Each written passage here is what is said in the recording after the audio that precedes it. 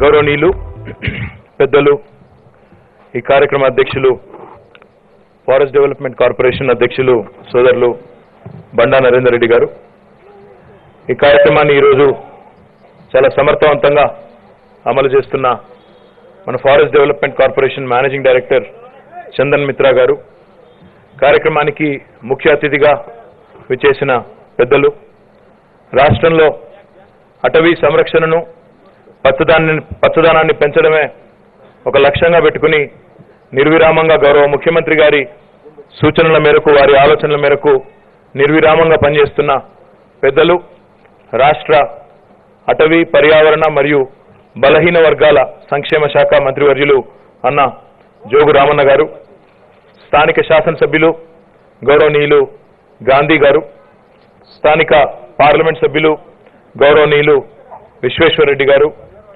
గౌరవ పార్లమెంట్ సభ్యులు ఖమ్మం పొంగులేటి శ్రీనివాసరెడ్డి గారు, గౌరవనీయులు మన రాగం సుజాత యాదవ్ గారు, స్థానిక కార్పొరేటర్ రాగం నాగేందర్ యాదవ్ గారు, గౌరవ శాసన మండలి సభ్యులు పెద్దలు సోదరులు భానుప్రసాద్ గారు, గౌరవ జోనల్ కమిషనర్ శ్రీమతి హరిచందన గారు, కార్యక్రమానికి విచ్చేసిన వాకర్స్ అసోసియేషన్ మిత్రులకి, పర్యావరణ ప్రేమికులకి, స్థానిక సోదరులకి సోదరీమణులకి, మీడియా మిత్రులకి అందరికీ కూడా హృదయపూర్వకంగా నమస్కారాలు.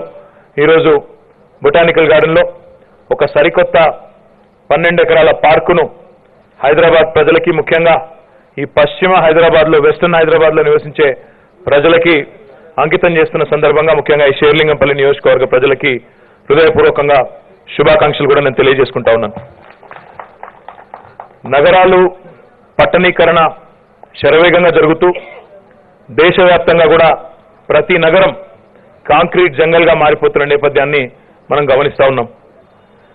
కొంతమంది పెద్దలు, కొన్ని అధ్యయన సంస్థలు చెప్తున్న ప్రకారం గడిచిన 5,000 సంవత్సరాల్లో ఎంతైతే పట్టణీకరణ జరిగిందో, ఎంతైతే అర్బనైజేషన్ జరిగిందో, రాబోయే 50 ఏళ్లలోనే అంతకంటే ఎక్కువ పట్టణీకరణ జరిగే అవకాశం ఉందని చెప్పి కొన్ని అధ్యయన సంస్థలు, కొన్ని ప్రముఖ కన్సల్టెన్సీ సంస్థలు కూడా చెబుతా ఉన్నాయి. పట్టణీకరణ ఈరోజు వేగంగా జరుగుతూ ఉంది. హైదరాబాద్ నగరం కానీ, మన రాష్ట్రంలోని ఇతర పట్టణాలు కానీ శరవేగంగా ఎదుగుతూ పోతా ఉన్నాయి, విస్తరిస్తూ పోతా ఉన్నాయి. పట్టణీకరణలో అన్నిటికన్నా ముఖ్యంగా ముందుగా దెబ్బతినేది పర్యావరణం. ఎందుకంటే పట్టణాల్లో జనాభా సంఖ్య, జనసాంద్రత పెరిగిన కొద్దీ మొట్టమొదటగా మరి ఇబ్బందికి గురయ్యేది అక్కడ ఉన్న పర్యావరణ పరిస్థితులు, అక్కడ ఉండే మరి గ్రీనరీ మొట్టమొదటిగా దెబ్బతింటా ఉంది. దాంతోపాటు మౌలిక వసతులు పెరుగుతున్న జనాభా విస్తరణకు తగ్గ విధంగా లేకపోవడం, దానివల్ల ఈరోజు కాలుష్యం లాంటి సమస్యలు పెను ప్రమాదమై ఈరోజు కొన్ని నగరాలనే ఇబ్బంది పెడుతున్న పరిస్థితులు కూడా మన దేశంలోనే చూస్తా ఉన్నాం. ఎంతో దూరం కాదు, మన దేశ రాజధాని ఢిల్లీనే చూసుకున్నట్టయితే ఈరోజు ఢిల్లీ గురించి వస్తున్న వార్తలు మనందరినీ కూడా విస్మయానికి గురి చేస్తూ ఉన్నాయి, ఆశ్చర్యానికి గురి చేస్తూ ఉన్నాయి.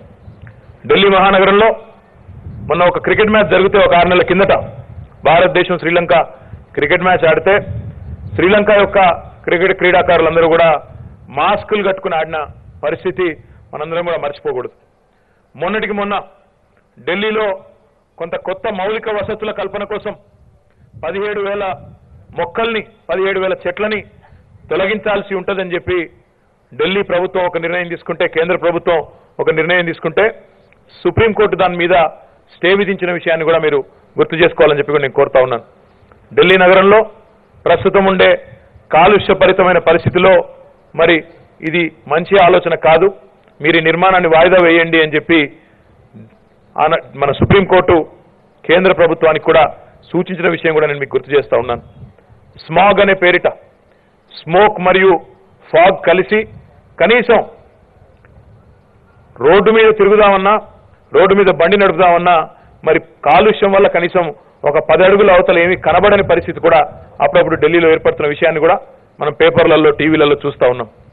అంటే ఇది ఎంత భయంకరమైన సమస్య కింద మన నగరాల్లో ఉండే కాలుష్యం, వాయు కాలుష్యం కానీ, జల కాలుష్యం కానీ, అదేవిధంగా శబ్ద కాలుష్యం కానీ ఎంత పెద్ద సమస్యలుగా, ఎంత తీవ్రమైన ముప్పుగా పరిణమించినాయో చెప్పేదానికి నేను ఈ విషయాన్ని ప్రస్తావిస్తా ఉన్నాను.